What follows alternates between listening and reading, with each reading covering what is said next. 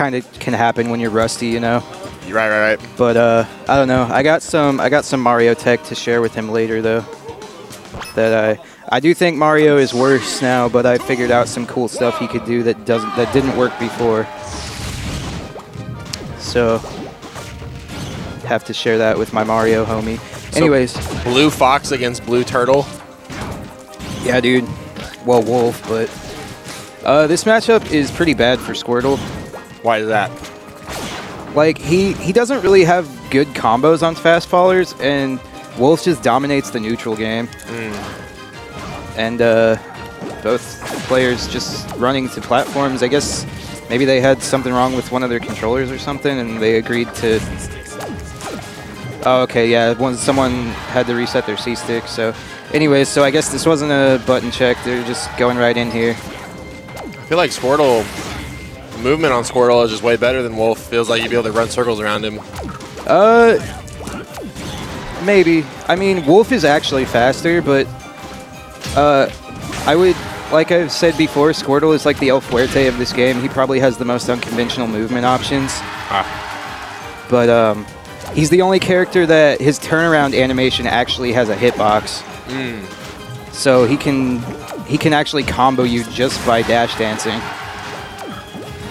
Like that, where he goes into his shell right there, that has an active hitbox. But a lot of his like ways to get in rely on armor, and Wolf just has a lot of big meaty hitboxes that can hit him out of the armor. I see. Because there's 3 types of armor in this game, and the way they work is that there's light, medium, and heavy armor. The only exception to that being Yoshi's double jump armor, which is called subtractive armor, and it works a little differently than the other 3, but that's just a Yoshi thing. Because they gave his double jump armor to make up for the fact that his up B is not a recovery move, as it is with most characters. But so anyways, Squirtle's side B is one of his best approach tools, and it has light armor. But once he gets to a certain % threshold, the armor just breaks. So any strong move will just hit him out of it. I see. Seems like I've always noticed about Squirtle. You talked about kind of his unconventional movement style, and he's got the speed, but it doesn't seem like he has any of the damage to really back it up. Like, you know, Fuerte's at least has damage. Yeah. Seems like Squirtle has a hard time making anything stick. Yeah, he relies a lot on... He's a very read-heavy character. Like, on paper, Squirtle is not that great of a character, but if you're very good at making reads, then he becomes exponentially better. Because a lot of his combos aren't guaranteed. They're just, like, based on reading your opponent's reactions, like whether or not they decide to quick get up. Sure. And which way they're DIing and stuff. Oh, man. Break the cardboard out. Look at that. That sequence seemed very dominating for Barrett right there, but not a lot of profit to be made off of it. Yeah, I mean, like, he got 55%. Wolf can get that much damage in, like, 3 to 4 hits. Right. Ninja Squirtle. Oh, my gosh. I do love this Shinobi costume for Squirtle, though. That's pretty cool. Good stuff to the Project M dev team, whichever side of the production staff taking care of these alternate costumes. I saw that Sonic alternate yesterday. That ugly-ass one with, like, the yellow shoes. Oh, the beat one? That one's awesome, dude. Oh, the colors that Xion were using were terrible. That's the main character from Jet Set Radio. Yeah, I don't care. It's Sonic the Hedgehog. I don't know. I thought it was pretty cool. I don't know. The big yellow shoes were just like, Maybe it's just because Sonic's red shoes are so iconic. I don't know. Yeah. See, the one I hate that they gave Sonic, they gave him a Tails alternate. Yeah. It's just like Sonic, but Tails' color palette. It looks really weird. Like, the Shadow one is kind of cool, and it makes sense because they're both hedgehogs, but, like... Come on, Barrett. Why would they give him a Tails one? Hate to see the momentum kind of shift away from Barrett right here. It's almost like he's like, I had a one-stock lead, and now I am letting off. Now he's trying to find his groove a little bit, trying to pick up this offense here late in the game. Yeah, 144, and seal the deal. It seems to be like the hard thing about Squirtle right here. Yeah, a down throw will definitely kill, though. Maybe not from full stage, but like if he got a read on a pivot grab or something, J-Slow is definitely in kill percent. But Squirtle getting pretty close to that percent too. And there we go. That is not quite going to do it, but let's see if Barrett can pick up this edge guard. Oh, and J-Slow flubs the recovery. What a flub. I don't know. I'd be pretty excited to see Barrett take this, honestly.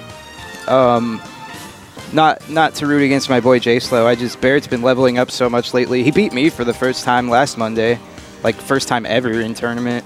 Nice. So good stuff to him. So he takes game 1. Let's see if he can ride this momentum and take game 2. Okay, J-Slow opting for the switch to Fox. An even harder matchup for Squirtle. Because not only does he have the insane damage potential of Wolf, he has more control over the neutral game, and his shine, the low angle that his shine sends characters at off stage makes it very hard for Squirtle to recover if he gets hit by it, so he's going to have to be aware of that off stage. Is J-Slow on the Spaceys train now? I'm not seeing any wizard kicks. I don't understand.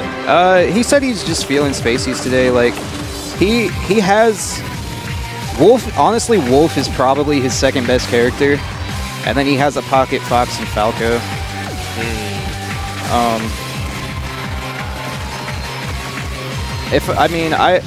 Now Ganon is pretty good, so if I were him, I would just stick with Ganon, but I always used to tell him before he should just main Wolf. But he's like, well, Ganon and Falcon are just too fun. Oh, big damage opportunity there for Barrett, so he can make the most of it. Yeah. A hard time keeping Fox out off the stage. So yeah, this would be kill percent for most other characters, but the way the physics work in Smash Bros. Is that if a character has a fast fall speed, then it's harder to kill them off the top. So, and a lot of Squirtle's kill options rely on killing opponents off the top. So against Space Animals, he has to rely pretty heavily on just gimping their recoveries off stage.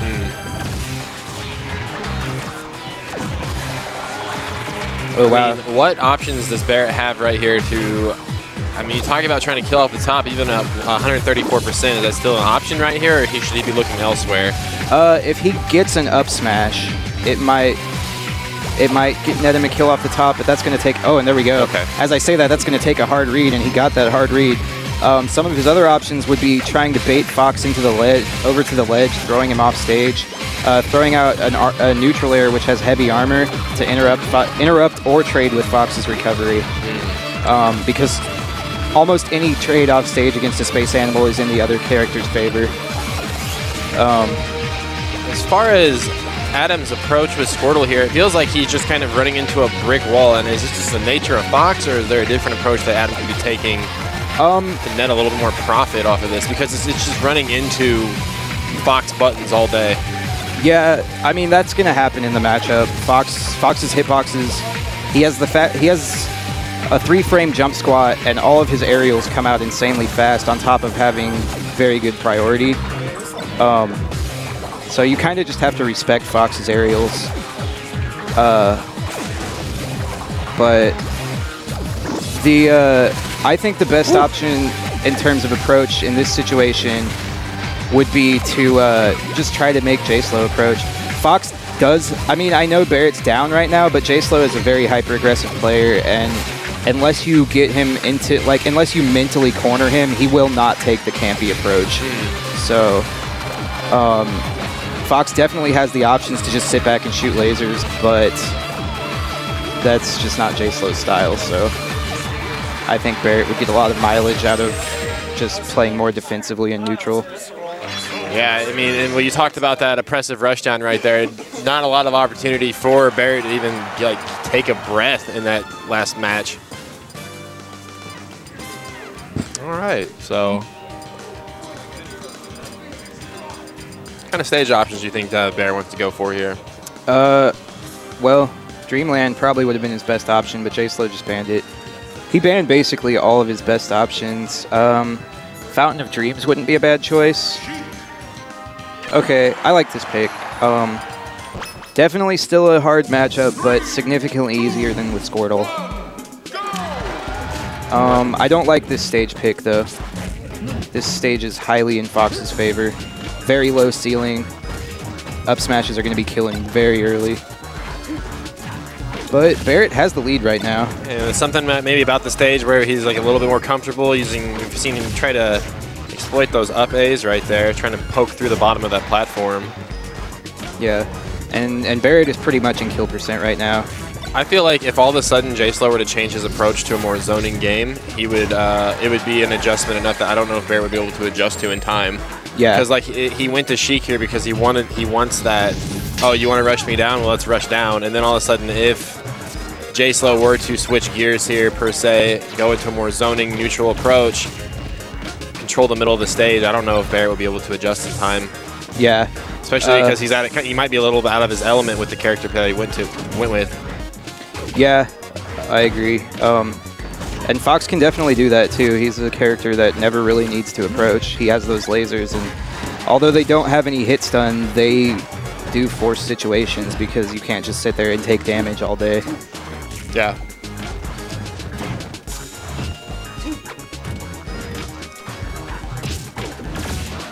Oh, yeah, very reckless dash attack there. J-Slow's going to punish that. All right, not quite able to net the kill. Going a little too high with those needles and getting a little... Yeah, J-Slow just punishing Barrett's over-eagerness at the ledge there. That's one thing in this... Okay, great needles there. That's going to... Oh, he didn't take the ledge in time. Thought that was going to be the stock, and now that's going to be the stock. Oh, my goodness. Yeah, now you see why this character is broken. Well, you know, you talk about that ledge was kind of the turning point, I think, where you saw all of Barrett's momentum evaporate with the wind.